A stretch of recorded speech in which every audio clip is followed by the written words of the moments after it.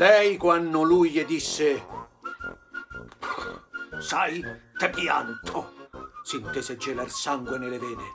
Povera figlia, fece tante scene, poi si buttò sul letto e sbottò un pianto. "Ah!" diceva, "gli voglio troppo bene, io che gli avrebbe dato tutto quanto, ma che ho fatto che devo soffrire tanto? No, non posso resistere a tante pene.